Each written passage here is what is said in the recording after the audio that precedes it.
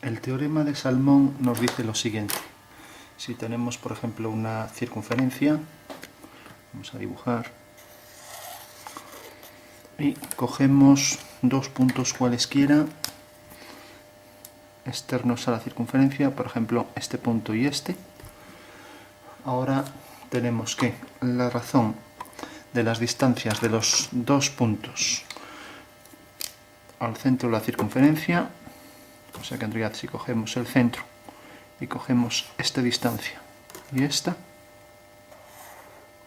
pues el teorema nos dice que la razón de esas distancias de dos puntos cualesquiera dentro de ese plano, claro está, al centro de la circunferencia es igual a la que existe entre las distancias de cada uno de esos dos puntos a la polar del otro.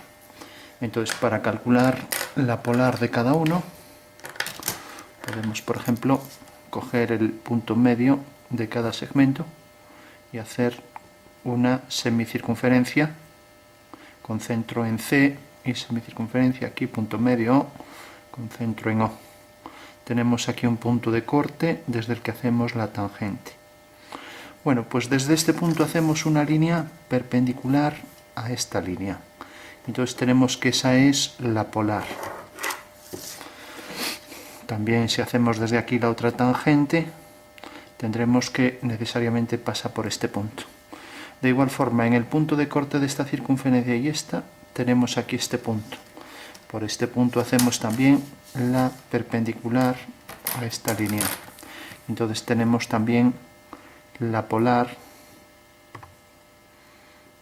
que como vemos es una línea perpendicular a esta, según acabamos de ver. Esta es perpendicular y tenemos que esta y esta también lo son.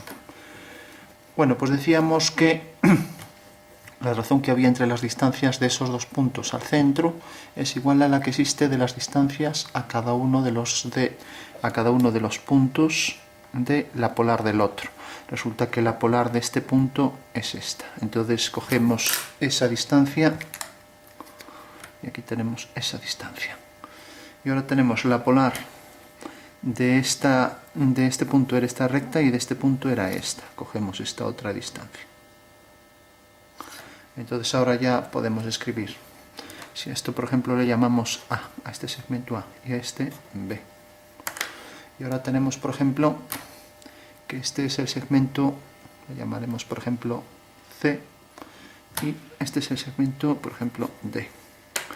Entonces tenemos que A es a B como C es a D. Bueno, y vamos a verificar esto gráficamente pues de la siguiente manera. Si yo, por ejemplo, considero un triángulo, tengo estas dos líneas y uno estos dos puntos.